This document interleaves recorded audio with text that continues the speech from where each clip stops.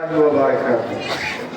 الحمد لله رب العالمين والصلاة والسلام على سيد الأنبياء والمرسلين ومن تبعهم بإحسان إلى يوم الدين. أما بعد. أعوذ بالله من الشيطان الرجيم. بسم الله الرحمن الرحيم. قل هل يستوي الذين يعلمون والذين لا يعلمون. حاضرین و صدر مجلس و اسٹیج پر چلو افروز علماء کرام اور یہاں کے منتظمین اور اس مدرسے کی ٹیم، سارے لوگوں کو اللہ تعالیٰ اس حاضری کو قبول کرے اور ان کو اللہ رب العالمین جزائے حسنہ سے نوازے.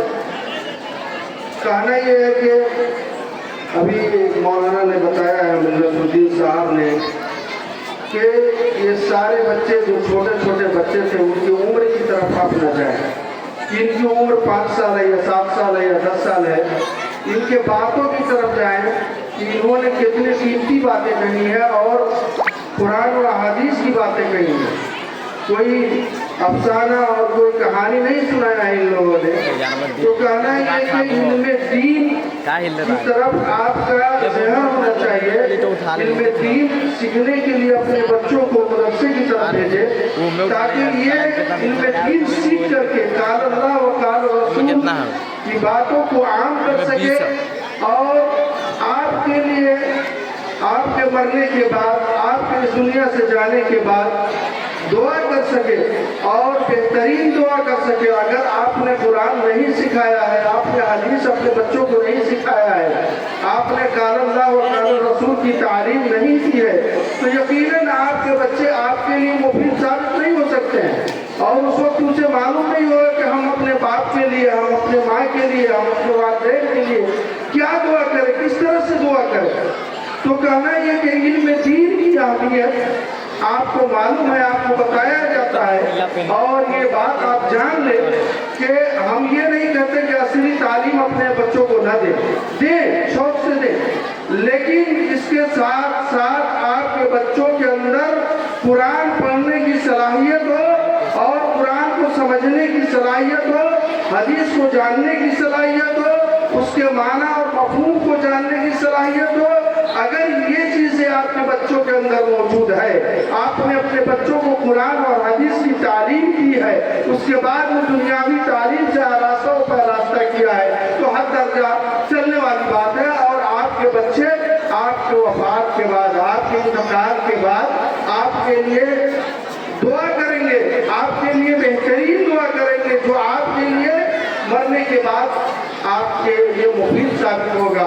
اگر آپ نے اپنے بچوں کو علم دین سے نہیں نوازا ہے، علم دین کی تعلیم نہیں دی ہے، قال اللہ و قال رسول کی تعلیم نہیں دی ہے، تو یقیناً میرے بھائیوں آپ کے لیے آپ کے بچے مفید نہیں ثابت ہوں گے. اس لیے میں زیادہ اپنی بات نہیں کہوں گا، اپنی بات یہی ختم کرنا چاہتا ہوں اور اس چیز کو واضح کر دینا چاہتا ہوں کہ اپنے بچوں کو سب سے پہلے آپ مدرسہ میں بھیجیں. جب اس کی ہوش ہو اور اس لائق ہو جائے کہ مدرسہ تک پہنچ جائے، چلا آئے، تو اس کو آپ پہلے مدرسہ میں لے کر آئیں.